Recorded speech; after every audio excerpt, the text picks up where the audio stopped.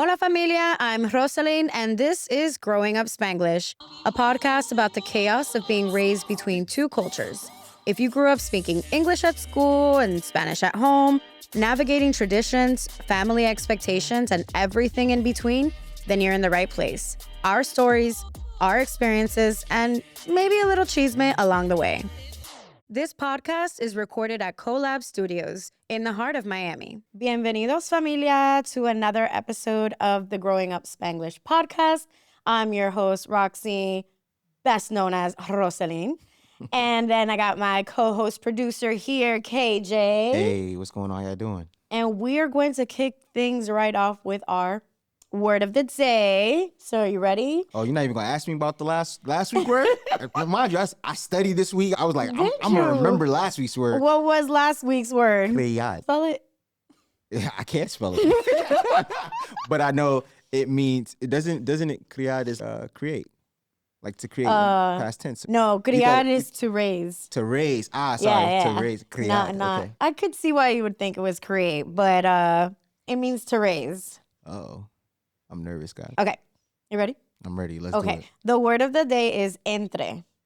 Entre. Yo, that sound like if it was Creole, it's entre, and that means come inside. Like enter. Enter. That is not what it means. Damn. Haha. Okay. Tricked your mind. You got me. So then put it in a Spanglish sentence I for me. I shall. Okay. Christina's story is one of living entre cultures, Panamanian and Haitian. Multi? No. Because you said living in. Living entre cultures. Different. Or like living within? Between. Between. Yes, in between. Within. I thought. All right, you got me. So that's the word for today. That's entre. fair. E-N-T-R. It is very close to like enter. Yeah. But entre. Entre. Yes. Okay. Okay. Well, I'm learning. Yeah. You know what I mean? Hey, it's all good. You got me. All right. So we're going to kick things off with our guest. Give a little intro. Today's guest is bringing main character energy and healing energy too. We're joined by Cristina Jerome, a Panamanian-Haitian creative strategist, wellness director, and founder of Off-Worque, a community dedicated to making rest and self-care part of our generational healing. Raised in Virginia by her Panamanian mom with deep Haitian roots, she explored more fully in adulthood. Cris is the ultimate no sabo baddie, learning how to balance plantains, mental health, and culture shock all at once. She's got hot takes, soft truths, and a Substack that might just make your inner child cry. Welcome, Cris! I'm screaming. That was a great intro. Thank you. I appreciate it. Woo! Was it good, all right? No sabo baddie. I feel like that word is just always, it's hit or miss. It's either like we're embracing it or it's like a slur. I don't know. It depends on who's saying it. It depends on who's saying it and how they're saying it, the context. I feel like non-Hispanic people have no idea of that word. So they wouldn't be using it. Mm-hmm. I've never really heard it be used in the context of like disrespecting someone or making fun of them. I've only ever heard no sabo kids use the word for themselves, but they get caught in that situation of like, you're talking to me in Spanish, and I'm like, no sabo. I've heard it in the context of, oh, well, she doesn't speak Spanish. Or, well, translate it for her because she knows she doesn't know, like that type of context. So it's kind of just like poking fun. It's not a lie, but it's also just don't say that. Yeah. Don't out me. Like, I understand every other word and I'm good with that. So Context clues. Do you feel a way that you don't know Spanish? I don't feel a way at all. I don't ever felt like I was any less Panamanian. I don't feel like my family has ever made me feel like that. I've also learned Spanish in school. So I went up to college and maybe intermediate level of Spanish. So like I can read and write just fine. If you ask me a question and speak it back to you, no sabo. Wait, you took Spanish in college? Mm-hmm. Oh, interesting. I did. Why? Because I was a social science major, and I feel like social science just makes you kind of take anything and everything that's not hard hitting. So that was involved. So I did. I also took it in high school too. So. Oh, okay. Mm-hmm. Tell us about Virginia. Is there a Hispanic community where you were from?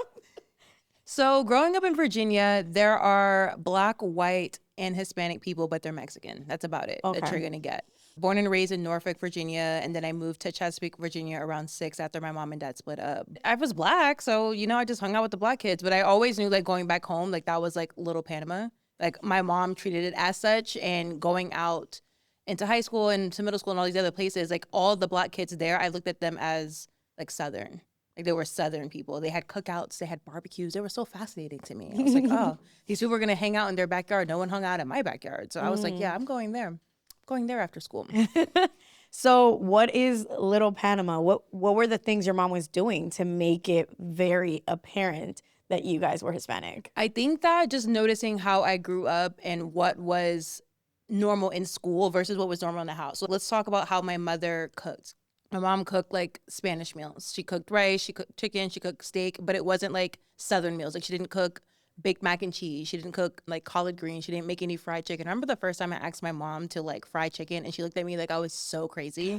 She's like, where did you like learn that from? And I'm like, oh, well, my friends had fried chicken at school and it was so good. I want you to make some. And she's just, So did she? chicken? No, she didn't make no damn fried chicken. So that was like the first difference. I'm like, okay, like there are different levels and different types of like Blackness. Anytime my mother or anyone that called the house, they're speaking Spanish. So I heard that there, what she watched on TV. I don't know how she was siphoning telenovelas through the TV, but she was. So it's just like, that's where that lived in the household. And outside of that, it was just like normal, like America, in my opinion. And so no one in school knew you were Hispanic? It wasn't something that you brought up? So if anyone asked, I would tell them, but because I had really long, like relaxed hair at the time, I got Native American a lot. Oh, okay. Yeah. So, and there was a huge like Cherokee community there. So I would get Native American. Oh, she's Indian. I'm like, first of all, no, that's not even the right word for that. And two, I'm like, no, I'm Panamanian. They're just like, oh, okay. Like Panama isn't like a country widely studied where I guess when I was growing up. So like people were just like, oh, okay, whatever, like random country, sure. The Panama Canal. That's about it. Okay. And that's as far as it goes. Panama Canal, boats go through, trade, period. That was the whole lesson. Gotcha. Mm-hmm. So do people just not go around asking, what are you? Like they do here in Miami? No, because everyone is Black, white, or you're Filipino. Okay. Mm-hmm. Okay. And then we had a handful of Mexicans that immigrated here. But no, you're just either you're Black or you're white. There's no what are you. And if the what are yous are mixed race people, so they're usually like Black and Filipino. So the idea of being Afro-Latina, you had no concept of this, but you figure this out once you come to Miami. Mm-hmm. And this is the first time that like your identity is really brought up. What was that experience like for you? I was turned, baby. I was turned because I moved here at 22. So I had just graduated college. Good time. Just graduated college. I packed up all my stuff and I moved to Coral Springs, Florida. Shout out to Broward. Before moving to Florida, I did my research. I graduated in mass comm and I wanted to work in radio. So I researched all the radio stations. I was going up to all the radio stations as if I worked there, if I wanted to intern there. Applying. But honestly, just being out in the scene, and by the scene, I mean like going down to like Las Ola, going down to Wynwood, going into like Little Haiti. Those areas didn't make me feel like I was like ostracized. Not that I was in like Virginia, but it's just like I felt like home. Everyone just knew that I was part of them or part of somebody. They were just like, come on, girl, let's kick it. But once I got here, it kind of just felt like warm. Like you felt embraced? Like the little Panama that my mom created expanded. It was now the inside of the house and the outside of the house. So it's just like, all right, I can just, it's whatever. Yeah. So like you felt prepared for this Caribbean mess that is Miami. I was prepared. And I think that like coming to Miami, working at that very first radio station is quintessential Miami, because you didn't just pull up and be like, oh yeah, like I'm gonna just try to intern anywhere. Yeah. You entered at like Power 96. Power 96. Yeah, that was honestly perfect. It was funny because I was working there because the radio host at the time wasn't really into social media. At the time, it was like really popular, I guess, to get radio stations to be popular on Facebook and Twitter at the time. I kind of just need you to tweet, as we're playing songs, tickets that we're selling or promoting coming up. I didn't go to school for that. I wasn't really interested in tweeting. I wanted to be on the radio. And I'm just like, well, if you want me to tweet, I can do that because I'm going to work my way up to the radio. You're not going to stop me from doing that. You wanted to be an on-air personality. I wanted to be an on-air personality straight out of college. I was not playing. And anytime someone told me like, no, like you got to work your way up, I was like, huh? Work my way up? Like, absolutely not. So yeah, I was there for about not even a year, I would say, but I was just, tweeting my way around. But that's really when I got into like social media and like digital marketing and whatnot. So shout out to Power 96. No, that's honestly amazing because you just kind of were pushed into it. Well, it's not even that you couldn't study it. That was not a thing. No, when I went to school, Spotify, like music on demand wasn't a thing. Like you couldn't type in an artist and then the music would come up. It worked a lot like how Pandora like worked in the past. Yeah. So it would be like, I don't know, Drake radio. And then it would play songs here and now and then, but it would be a mix of songs. It wasn't just Drake the whole entire time. Correct. Yeah. So going there, I printed out my resume. I walked there. I was like, oh, I want a job. They're like, yeah, sure, whatever, pass out flyers. So, you know, those girls are just, they have the t-shirt promoters, on, they have little flyers, or going out to whatever city festivals or going to random stores and just like helping promote, or like live at the supermarket or whatever. So that was fun for a bit until I got into social media. And that's honestly like where my career like really took off. Not career. I didn't realize it was a thing. But I didn't realize that was a thing. That's when I say I have over 10 years of social media experience. Like they're like, what do you mean? That's what I was doing. Yeah. And that's what y'all are doing today. You were kind of there at the very beginning of, like you said, social media being used as a marketing tool. So it's like Power 96 was aware that we need to have online presence, but it wasn't having strategies and all these things like people have now. So how did you even really discover like using your voice? I know you, and I think your personality works perfectly for having, you know, creating essentially like personas for these companies and these brands. I honestly didn't think about it that way when I was doing it, but as I like think back about it, it is a lot of strategy, and I was creating strategy at the ripe age of 22. So I'm thinking, okay, how can I get these people who are not listening to the radio to listen to the radio? You're on Twitter and I'm saying, hey, I have Justin Bieber tickets that I'm giving away in the next 20 minutes. That's going to make you go turn on the radio. So that is a bit of strategy, and that's what I would get on there and do. Was I thinking that at the time? No, but it's just, I need you to turn on the radio and listen. How can I get you to do that? I'm playing your favorite song. Next up is this new Nicki Minaj song. Next up, we played a lot of J Balvin remixes. We played a lot of, Power 96 was a time, not gonna lie, but they played a lot of like Spanish remixes. So I would say, oh, we had a rush hour time or whatever, and I think it was DJ Zog that was on it. Shout out to Zog. What a time. I would say, oh, his mix is coming up, and he would retweet it. It's just, again, like trying to get people that were already not listening to the radio to listen to the radio. So that was the strategy aspect of it, and it kind of just catapulted from there. I went from Power 96 to Slip Inside Records. It's so interesting, right? Because when someone comes here and they're not from Miami, but all the things you were doing were very top tier Miami activities. I did my research because I went to college to be a radio host. I wanted to be on air, and you were not going to stop me from doing that. So you were like, what do I need to do? It was 99 Jams. It was The Beat. Yeah. Those are the three that I would bother like the most. I would literally just go up to print out my resume and keep just going up there. Like every day I would come up there with a fresh new resume to drop it off to the same person. I love it. That's sitting at the front desk. And eventually they let me in. So when you got to Slip and Slide, did you know what Slip and Slide Records was? Did you know the importance of it in the city? I knew of Trick Daddy and Trina, but I did not realize how important they were to the city. I did not realize that they were carrying the entire city on their back. Yeah. Yeah. And it was an interesting time because I'm going there, which I think is actually really refreshing to have a digital marketer come in with a fresh set of eyes and a fresh brain to come in and try to market this music to people outwardly. Miami is really good at being Miami and being a hub, but there's so many other places, so many other markets that this music needs to touch. And my job was to get it to you. So we had Miami on lock. How are we going to get people to listen to Trick Daddy in LA, in Wyoming, in New York, wherever the market is that we were trying to reach? So I came in there and did that. I think it was pretty beneficial for them. I'm not like, oh, I'm working with Trick Daddy. I'm just like, hey, did you read the brief? Are you ready? You ready? Did you do the things that we need you to do? Are you ready? I think it's funny because whereas in people would say that you not being from here and not having knowledge of these people and their stature in the city would be something against you, right? But in reality, if you think about it, it's actually giving you a one-up because of the fact that you are essentially your market. Yeah. A person who has no idea who these people are or what this brand is. Yeah. How would I make myself pay attention to this? So it's actually a really good way of looking at it. I wish they thought that when I came to their city. Because there were a few people that were just like, oh, well, she's not bothering anybody. She's just here doing whatever it is. Let her do what she has to do. But there were people that were really bothered, rightfully so. But hey, you lived and grew up in the city.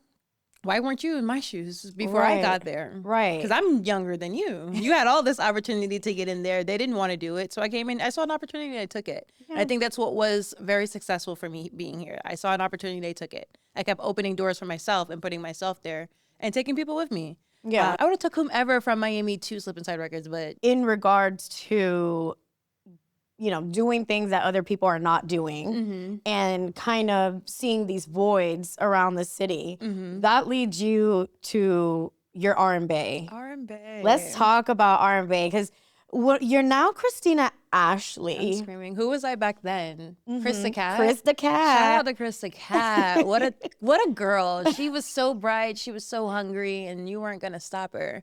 So RnBae actually started, I was working with an R&B artist, Alicia Nicole, at the time. And she was putting out a project. She had maybe a 3 or 4 song EP that she wanted to put out. And I realized that just like everyone in the space was rap forward. Anytime they had an R&B show, an R&B like showcase, it was very unpublicized. No one really cared. Or the R&B singers would be the opening acts for the rappers. So no one really gave him that space. And I think that she just wanted her like EP to make a splash. Like, why not? You're a new artist. You spent all this time and energy and money on this EP. Let's make it a thing. So we came up with RnBae. It was myself and 2 other people. Thing that was only supposed to be a one-time thing, y'all. I keep telling you, it's supposed to be a one-time show. RnBae was supposed you to... specifically created it for Alicia. For Alicia. Okay. So she can broadcast her I remember her EP. I was there at the first one. Really? Ooh, you were at very dusty. It was like... It was in Midtown. It was off 36, and it was on the right-hand side. It was an empty space. Yeah, it was like a storefront, but it was empty. There's shops there now. But yeah, it was supposed to be a one-time thing to support her EP. We had a few people that would open up for her, and then she was the closing act. And yeah, that was supposed to be a one-time thing, but I think everyone just loved it. And I think, again, so early in my career and having all of these like Miami and Broward staples, we had Kanji come and do like a paint by number situation. All There was there selling like the finessing hats, the original ones. It was a time. It was honestly just a time. Sean Bang was there. I hosted with Heartbreak. It was a very interesting time to have something like that, but it was only supposed to be a one-time thing. And then 4 years later, yeah, it became so much bigger. Yeah, no, not so much bigger. Like it was a staple. It was part of the community. And I think you touched on a important thing, because at the time I was very familiar with the creative side of Miami and South Florida.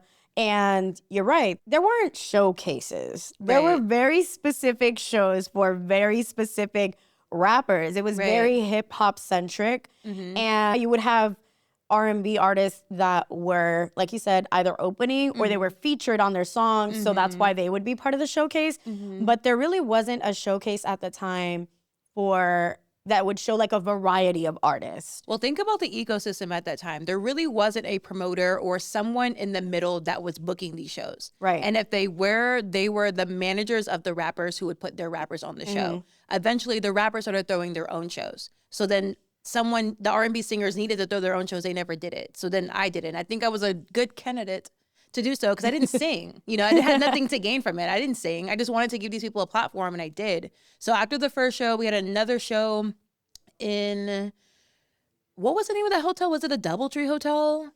I was there too. You were there. Thank you for participating and showing up and supporting me as a friend. But then we made home at Gramps, and we were there every month. And that's when you actually started to really blow up, and it like became a thing. It was a monthly thing. It was a monthly thing. It was every 3rd Thursday of the month, and we booked 3 artists. The last artist always performed with a band, and we packed that thing out. And I think what was also really good about it and really helpful, yes, it was R&B. That was your like one rule. We'll get into what is an R&B, right? Because you ruffled some feathers on Twitter once, but you also had, and I think at that time people started exploring with this alternative kind of sound, right? So this is like pre-SZA, so people aren't really experimenting with sound like that, and you did start having artists that were experimenting with what it means to be an R&B artist, what it looks like as well. Because there are people that looked really, really like alternative and funky and this and that. And I remember when you used to take submissions for these shows. Yeah. And you would get so mad when someone would submit and they'd be like, this isn't R&B, but I wanted to send you this anyway.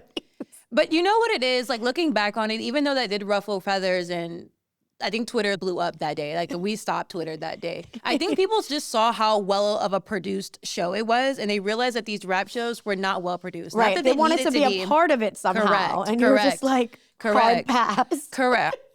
Hard pass. But you know, that's the thing. A lot of these shows were not well produced. They didn't have sound checks. They didn't have sound engineers. They didn't have lighting. They didn't have microphones. They didn't have speakers that weren't burnt out. So it's just like, that was an opportunity for artists that not only sung R&B, but wanted an opportunity to grow their craft. Like some of them have never done a sound check before. They've never been paid for a show before. And you were very serious about... If you didn't sound check, you were not coming. Right. You were not performing. You were not performing. You had a sound engineer guy there. You had brand sponsorships. We did. You had special drinks for the evening. We had flower crowns. We had just so much branding. It was a really well done show. And I can see why people who specifically weren't a part of the genre wanted to be a part of it. But unfortunately, hard pass. So it's so interesting because now I'm really thinking through it, right? In retrospect and being like, you were really laying the ground rule. And I don't know that you were aware of this. This just was like true to your nature. But like you were doing then what people are doing now, 6 years after the fact, where you were saying like, okay, I got a brand deal in here. We're gonna make a special purple drink because that was like the color of RnBae. And you had the flower crowns, you had t-shirts, and everything was very branded. You really created a brand out of this showcase. That's what people are doing now, right? And it's just like everyone, everywhere, all at once is like, anything you do, I need to brand it. And you were doing this seven years ago. Right. Not that to say that it wasn't needed, but I think that what people are doing now may not be as needed. You don't need to brand everything. You don't need an LLC for everything. You don't need to open a bank account. RnBae ran through my bank account. Yeah. Tax-wise, I know my account is looking, it sure did run through your bank account. I was just doing scrappily what I could with what I had. Yeah, I was really doing what 20-plus-year-old marketers were doing back then as a 24-year-old running around Miami. Yeah. One of the things that you were very adamant about as a producer of this showcase was that promoting this show is not going to be solely done by you. And that the artists that are getting all of this essentially free promo and a free showcase, you're going to have to promote this show as well. And you can get paid. Right. But getting paid is contingent on how many people you get to buy tickets. Right. So talk about that structure, because I know that it was not a thing that people were very accustomed to. You have this space where people want to get paid for performing. And I get it, but then it's also nobody knows you. Why would they come? They don't know who you are. So talk about that structure. I want to start by saying back then this worked. I don't know if this would work in 2025. Y'all not going to come for me. I understand pay your artists very well. I wanted to make a space for me to pay these artists. So what I did is that every artist that I booked, I gave them a ticket link that had a specific code. As much as they promoted and the much tickets that they sold, that number accounted to them, and I gave them a percentage of their sales. Every now and then we would have a bigger artist that we did pay outright. But I wanted to make sure that people are promoting the show, bringing brand awareness to the show. And the people that are looking at them are usually artists. They are producers or managers or their friends. Let's see how much these people actually really support you. And they did. There were some artists that obviously made $0.00, and we've had artists that made $300. It's really up to you. If you're not promoting the brand, no one's going to come to see you because, again, you are someone that's starting out. So let's, hold each other's hands and promote this brand, because without the promotion, we can't continue. Without this promotion, you don't have a place to perform. And within the show, you're getting high quality photos, you're getting high quality videos. At times we're doing interviews. We did an interview with the O Roxy show at the time. So it's just like, you're getting all of this thing that I feel like now in current day, there are scammers saying, oh, I'll do PR for you and I'll get you all of these things and you're paying for it. I'm giving it to you for free. You got headshots, you got performance shots, you got a video to show to other people that, oh, I can perform. I brought X amount of people. I'm giving you that data. So yeah, I made you work for it, but I think it benefited everyone and I felt good about it. Yeah. There's just always this kind of like a disconnect where artists in a way sort of feel entitled, but it's also kind of, what are you doing to bring awareness to yourself, your music, and even your brands, right? So having them work for people to come. Yes, of course, you want people to come. You got to convince them to come check you out, to come listen to your music live. And there is truly a connection that people make there, because this was essentially became like a real community. Absolutely. So many of them, after they performed, they would literally just go to the studio, like right after shows. But also another thing to add, I feel like the cost of creating music is much more expensive than I thought at the time. I didn't understand how much studio time was. I didn't understand how much you have to pay for the beat, you have to pay for the engineer, the producing, the mixing, the mastering, all of these things. So I understand where they're coming from. It's, this is so expensive for me to produce. I have to get my money back somehow. But even though you produce this great thing, you don't have the streams, the recognition, the brand awareness to this. So I'm going to give you that in the heart of Wynwood at the time, Right? a place that had multicultural events going on where people were going to anyway. We had plenty of people that would just say, "What's going on? Yeah. R&B show?" Fine. And you were doing like street marketing, and you were doing like wheat pasting, and we did so stencils. much with your name on it, right? Yeah. So it's just, I want to give as much as you're putting in, but this is still a community. You have to promote it. So yeah, they did. and they did. So after doing RnBae for as long as you did, unfortunately, much to a lot of creatives' disappointment, there, this thing that's steamrolling and really becoming really important, because RnBae grew. It was a bona fide business. You were taking it to other cities. Yeah. It was doing really great, and then the pandemic happens. It ruined everything. Yes. And Moved to LA and to you moved actually to LA. expand the show. That's the reason I moved to LA originally. I moved there, I think, a month after the pandemic hit, but I was already searching for venues. I already had sponsors or alcohol sponsors that were interested in working with me. And then soon as we were like, okay, we found the venue, let's lock it in, the pandemic hit. And we're thinking like, oh, this is something that's going to blow over. We actually had a show slotted in Atlanta, and we waited till a week out until we canceled it. And it's just, it never recovered. And honestly, I think I just grew as a person from that. To your point, like, I had a lot of skills. Your girl did a lot of marketing, did a lot of things. Once the pandemic killed it and I realized that I can grow from this, that's when I went into digital marketing for labels. So what made you like pivot? Was it forced, essentially? I can no longer do this showcase thing. Like literally, quite literally cannot do this. So I have to find another means of making money. I think it was a lot of things. I also want to throw burnout in there. I think that a lot of people, especially when you're not an artist, one thing that I experienced the most was a lot of burnout, a lot of pressure, and a lot of just like people coming at me for not knowing who they are, not doing the research on some random kid that does R&B. It just became too much for me. I felt like I was always in a place where I had to be like in the know. And I didn't want to. It didn't become fun anymore. Yeah. It didn't become from a place where it's just like, oh, you stopped supporting me, you stopped posting me. And I'm just like, this isn't a fan page for you. This is a business, this is an R&B showcase that's going to support all R&B artists. And we, to your point, we also expanded. We did alternative. We had some Latin B artists in there. We had all kinds of things in there. I started to get burnt out, and I started to feel like bullied from like artists that felt like they were not getting my support. So I'm just like, you know what? I'm gonna kill the whole thing. Now it's not, now it's no R&B for nobody. Right. True fire sign. She said, well, now I'm going to just burn the whole thing down. Nobody's getting anything. We've talked about that before in other episodes with other creatives. This doesn't just happen in the creative world, and especially with social media.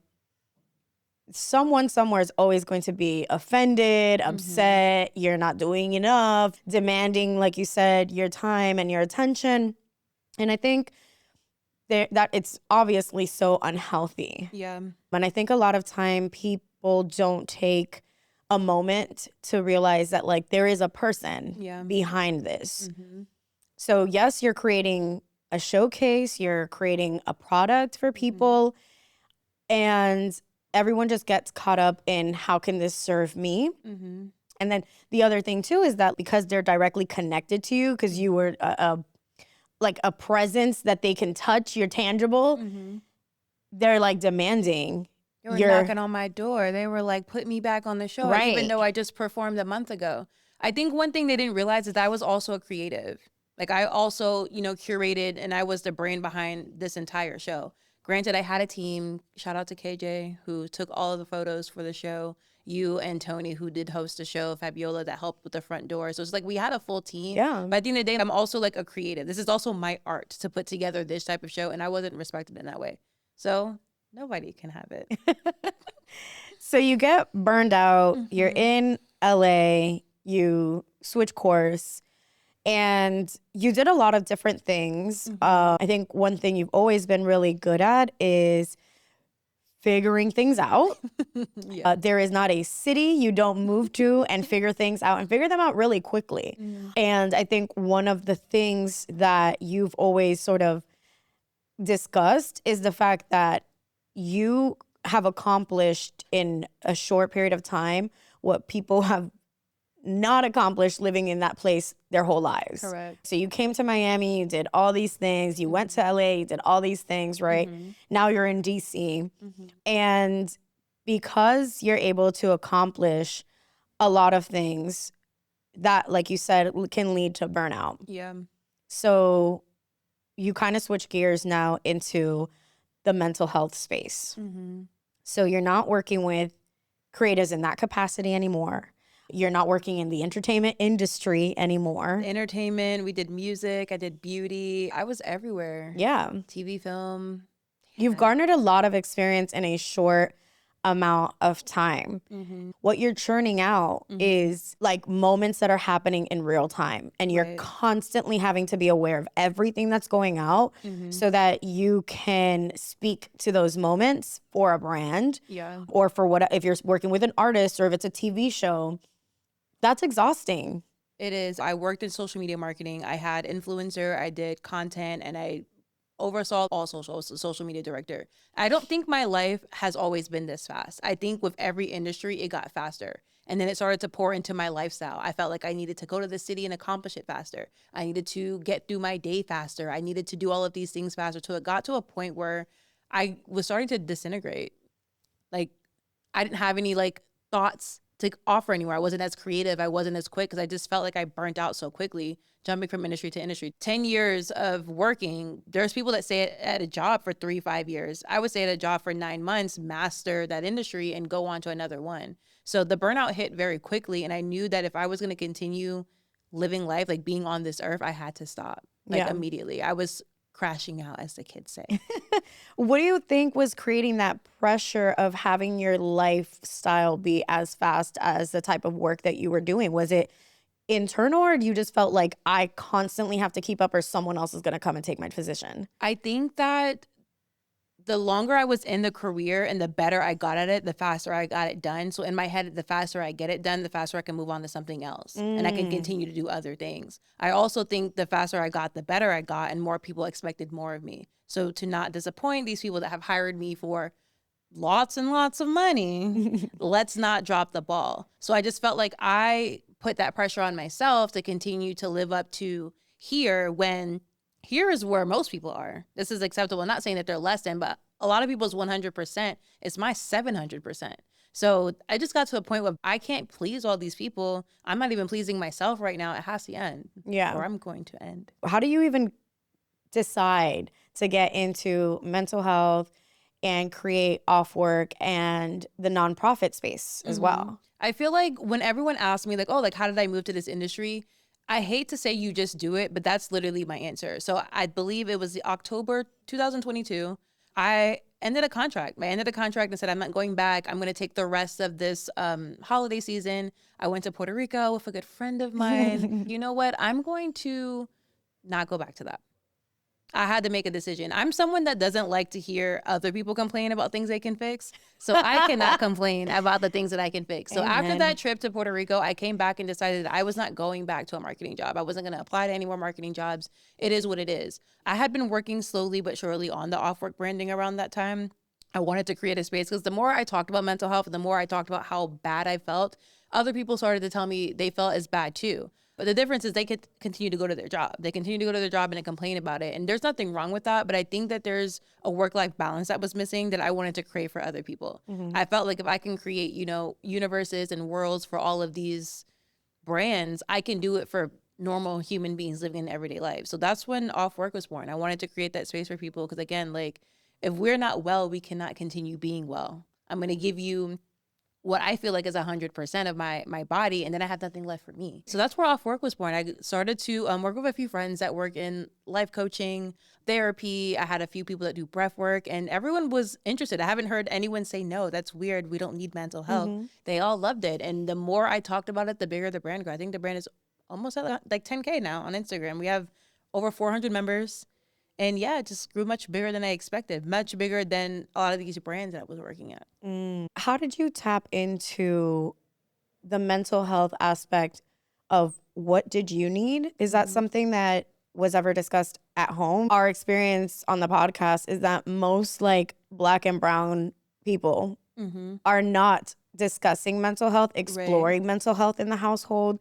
I've jokingly said that like in Hispanic households, mental health is a taboo topic that could just be prayed away. You could take it to church, you know? So like seeking therapy and finding the correct terminology for these things, right? Like burning out when you have immigrant parents who are working 2-3 jobs, we don't identify it as burnout. We identify it as you're making ends meet. You're doing what you got to do. How do you think that you gave yourself permission to do this thing that you did not see around you growing up? So taking a step back, you're absolutely right. So my mother actually did put me in therapy one time when I was around, I would say 9-10 years old, because I was gonna cease to exist.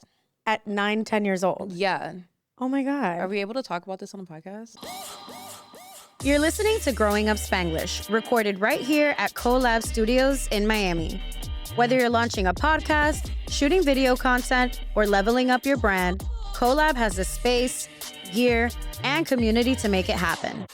Fast turnaround time, pro setup, and a creative vibe you won't find anywhere else. Need a studio? Pull up to CoLab. Book your free tour today at letscollab.us. That's Let's Collab with 1L.us.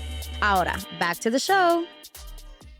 We can talk about all the things you were comfortable talking about. So at 9 and 10, around that age, I made a plan to unalive, and my mother found it. And that is how I ended up in therapy. I was going there maybe 2 to 3 times a week because she thought that I was on a verge to go unalive. Did she talk to you? No. She was like, I found it, straight to the therapist. Correct. We never had an ongoing conversation because anytime I talked about not feeling well, but it didn't attribute to like a stomach ache, a headache, like anything, I was just like, oh, I don't feel well. Oh, go lay down. Oh, go drink some water. Do you want me to make some tea? Oh, you're like overreacting. You're so dramatic. So by the time it hit that point, she's just, oh, something's wrong with my child. This is very serious. That was one point in my life where I realized that mental health, there is space for this. There are people that like practice this. Did we get anything out of that session? Actually, absolutely not. I was too young to really like anything of it. The only thing I remember from that session is her telling me, you know, you can talk to me about anything, but like that if you ever felt killing yourself, you have to let me know. And I was just like, absolutely not. Absolutely not. Absolutely not. Because then I would have to tell your mom. Absolutely not.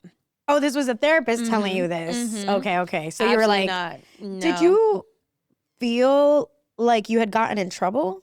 I felt like I was in trouble because I wasn't.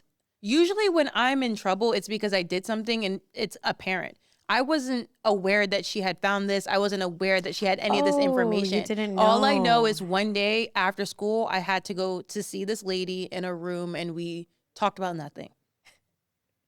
It wasn't clicking to me. So that was one point in my life around 9-10 years old. There was a point where you had this special for, what is it, Spanglish Conversations? Yes. And there was one session that you had that was about mental health, and you brought in a Reiki specialist, Amor.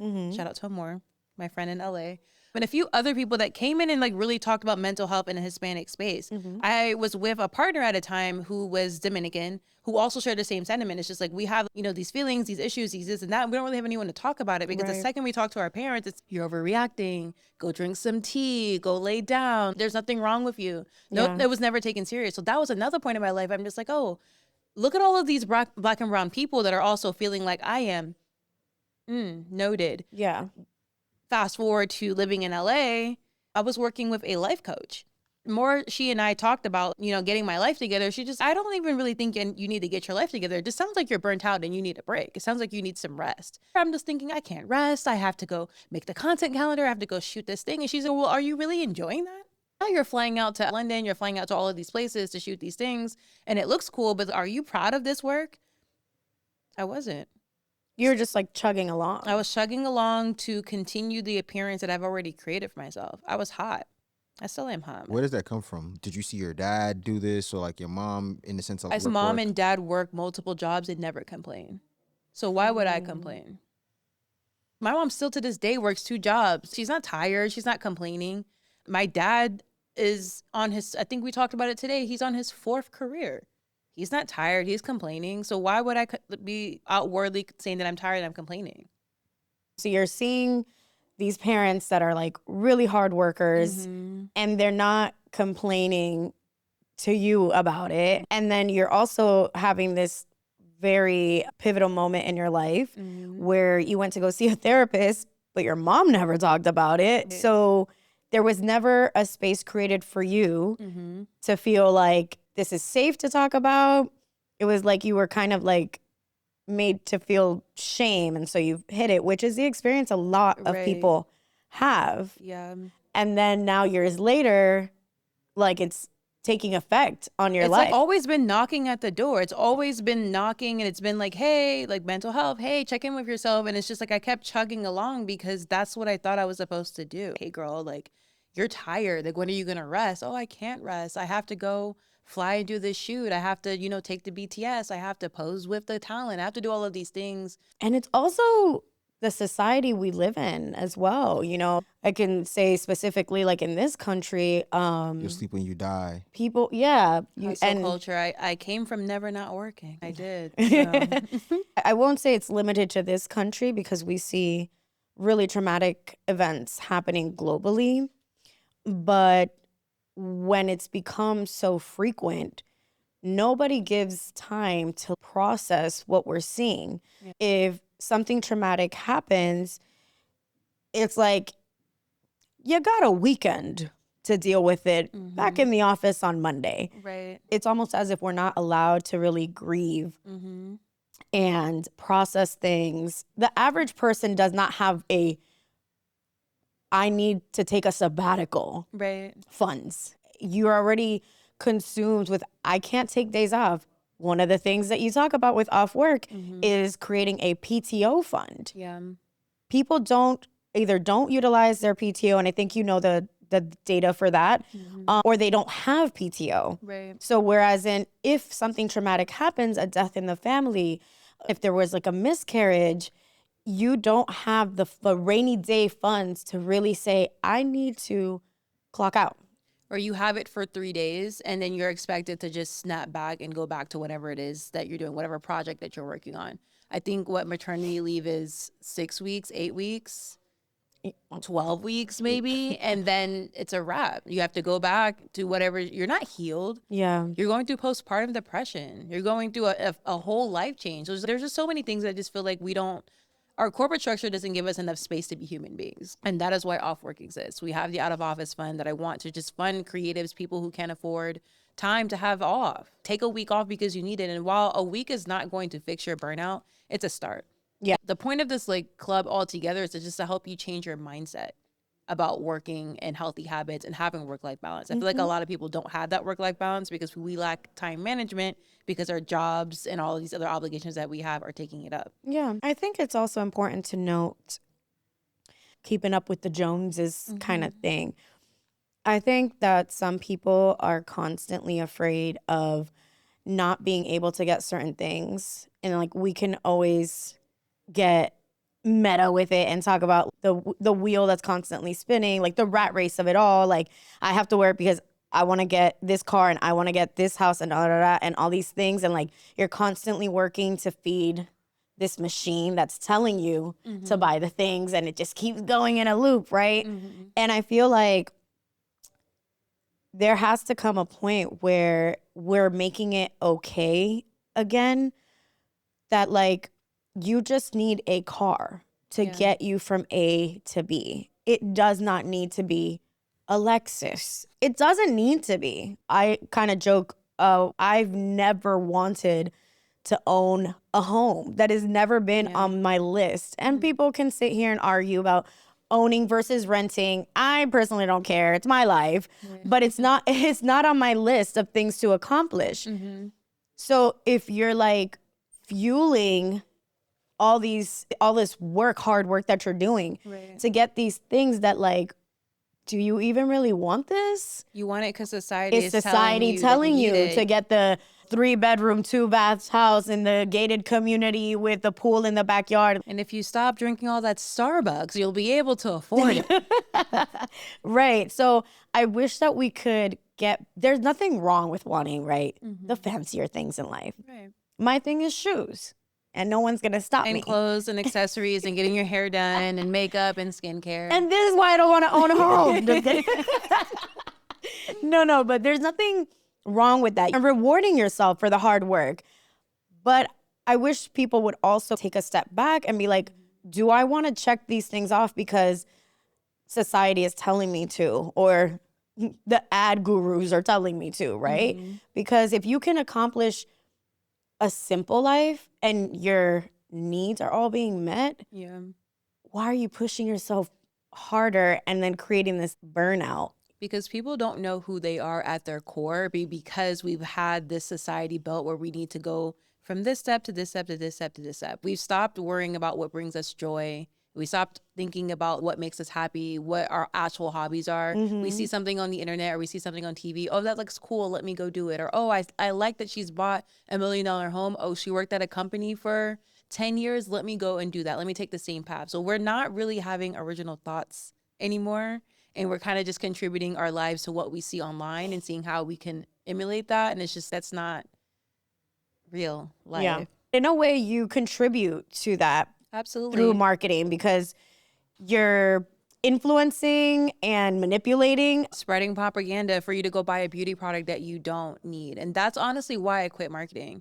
It's because I felt like it started to feel icky and nasty and just like I'm feeling like I'm contributing to a practice that's hurting young people. That's who I'm targeting. I'm targeting Gen Z, Gen Alpha.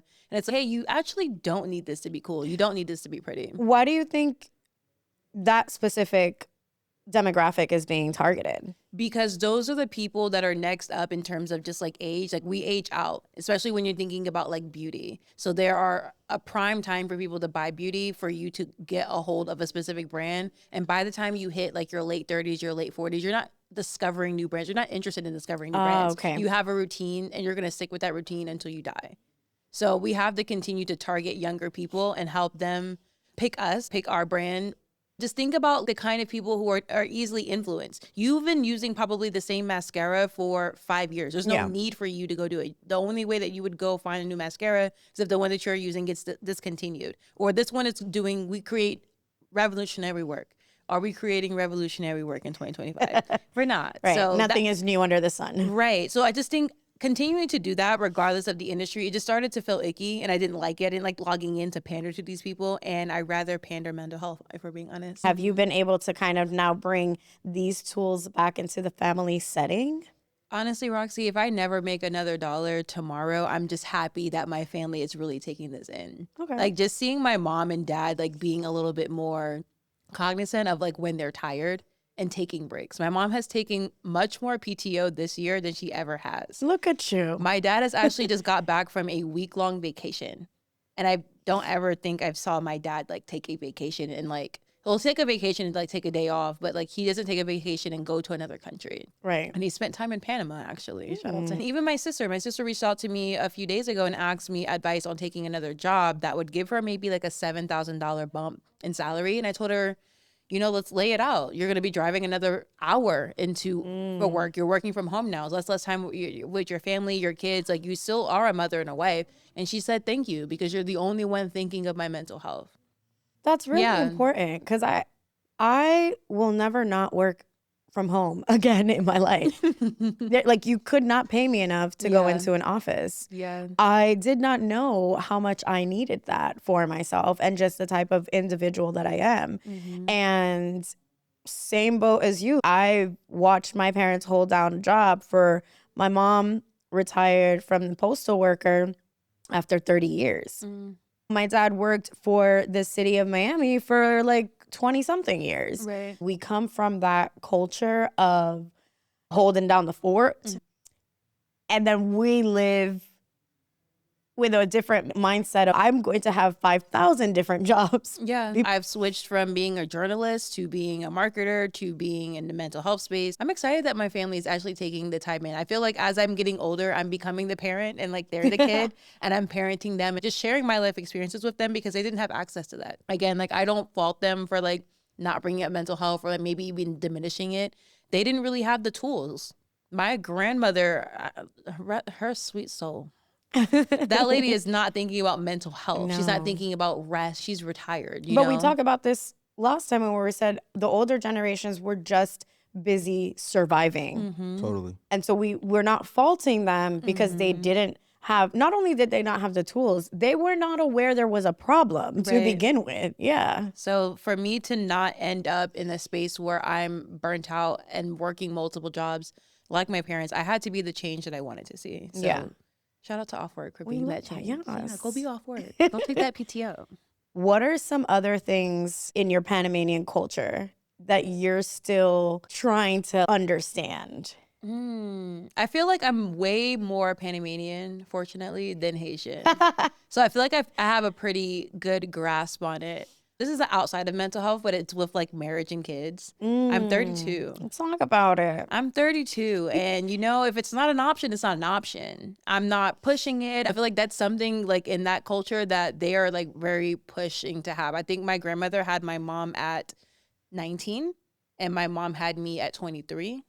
Do you know what I was doing at 23? Right. I was on them streets. Right. For them being 32, they're just like, oh, like you're getting older. Like, are you gonna? You're an old maid. What are you gonna do? Oh my God! Don't become what did that man say? Leftovers. Ooh, Don't become leftovers. that's crazy. It is. It is. The internet is a crazy place. Stay off of it. But yeah, that's another thing for them. I think just having big families and having just a big community around them that they create themselves is very important to them. And I have not contributed to that in any way, unfortunately. Maybe next year. Oh, goodness. But yeah, I mean, honestly, being Panamanian and looking at all these other cultures that I have access to in Miami, there's a lot of very similar things that I feel like we share and a lot of very different things. I feel like, again, when it comes to being Haitian and Panamanian, everyone's family kind of lives in the same neighborhood. My dad lives in Lake Worth. My sister lives not far. My aunt lives not far. I have family not far. Everyone's around in the same area. So I think that's another thing that I look forward to just enjoying, you know? That is important, though. It really is.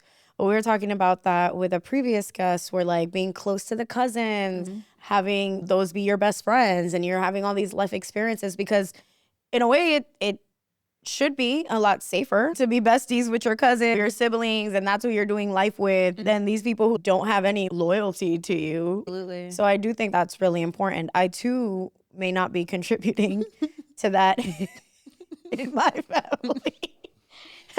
Well, who raised us? God damn.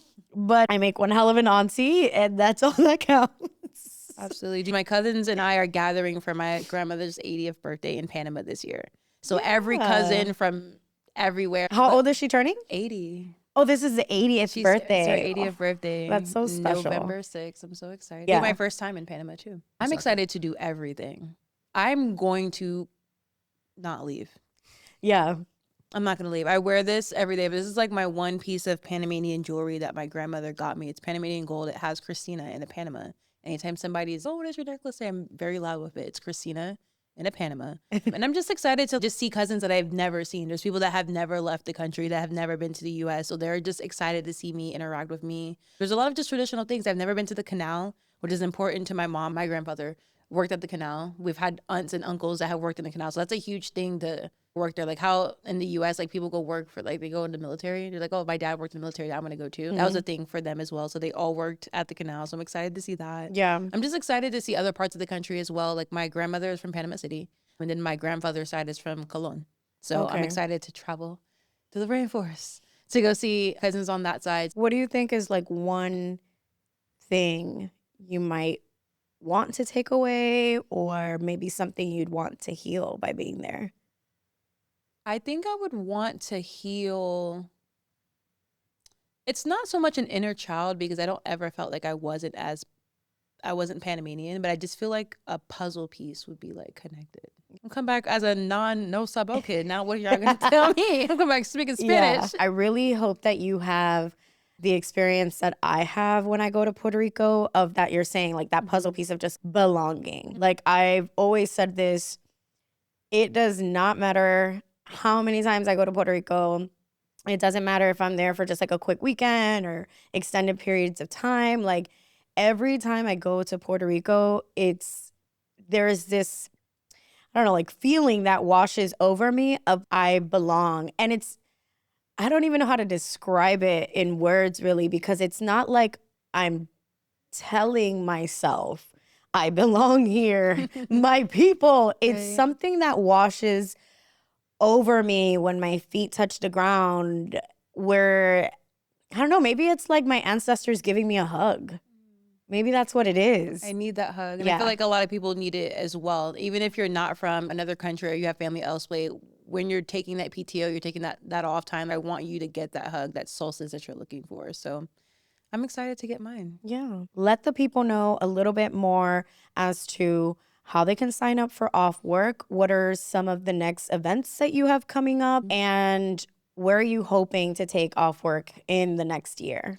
So with Off-Worque, you can sign up to be a member. Sign up at offwork.com. Join us on socials. We're at Off-Worque. And we provide the same 3 things that we are going to continue to build. I don't want this to be a thing of plethora of confusion. So we have life coaching that you're able to sign up for. We have a space where you're able to vent about your job every Wednesday at 10 a.m. And we don't snitch. So if you want to talk about your boss, you can. Okay. And we have events that we are hosting every month. By the time this comes out, it'll be sad season. So we're going to be hosting a lot of space for people to just overcome their seasonal depression.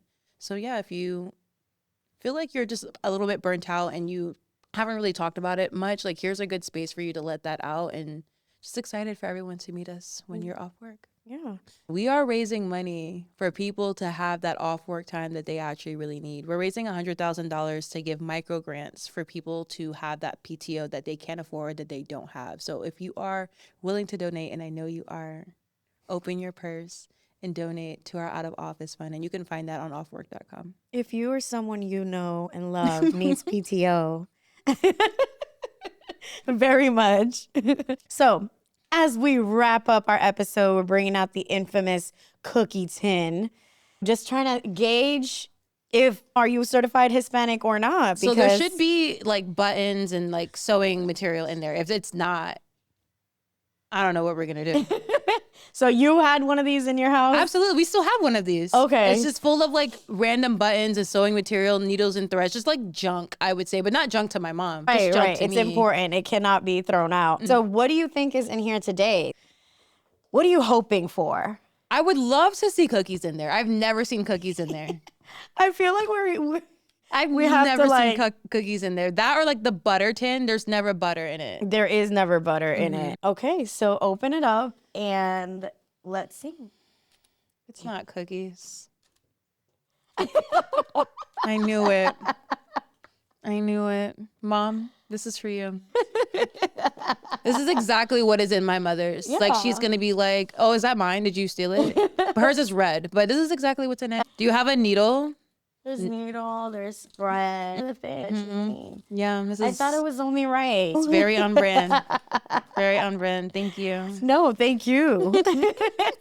So thank you so much, Cristina, for coming up on Growing Up Spanglish. Thank you. And sharing your story and sharing with people how they can break those generational curses and really tap into taking care of themselves mentally. If there's anything you take away from today's episode, just make sure to take care of yourself. Make sure that you are not burning yourself out.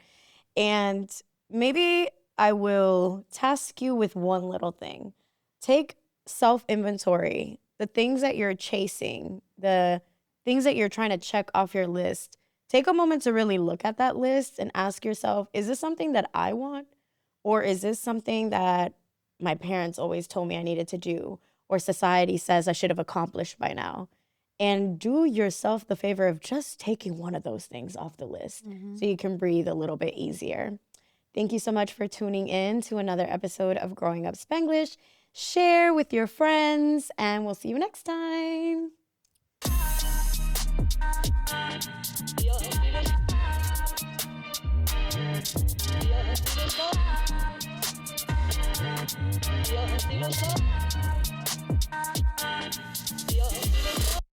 Yo soy boricua.